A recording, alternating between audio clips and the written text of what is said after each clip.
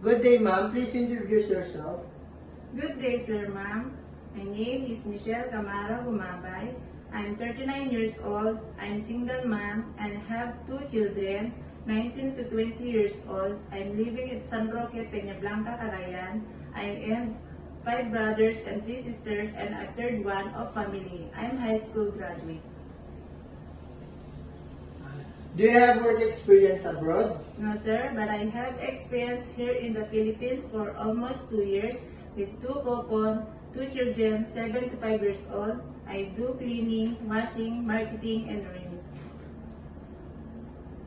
In your previous employer, how will you take care of the children, especially when sick?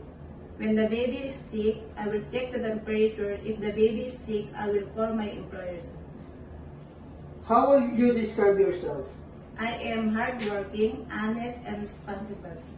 Do you have any tattoo? No, sir. Do you have surgery or serious sickness before? No, sir.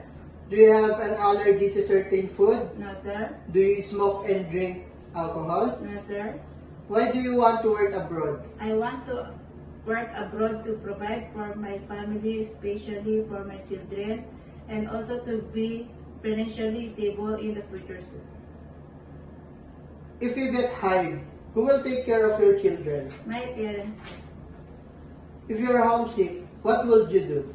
I will focus to my work and remind myself that I need this job for my family. What time do you usually sleep and wake up when you're working? I usually sleep around 10 p.m.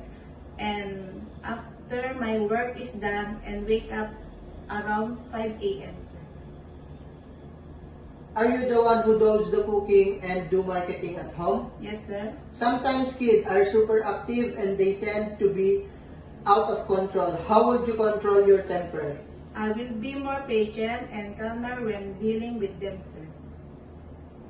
Do you accept no off days but to paid instead by employer? Yes, sir. When you visited the parents, relative, and friends of your employer, will you help and do housework there? Yes, sir. Can you promise not to lend money on Hong Kong? Yes, sir. Are you scared of cats and dogs? No, sir. Are you willing to share a room with kids? Yes, sir. Do you promise not to use cell phone during working hours? Yes, sir. Do you promise to finish your contract? Yes, sir. Can you cook Chinese food? No, sir. But I'm willing to learn, sir. Can you sing a nursery song? Baby shark,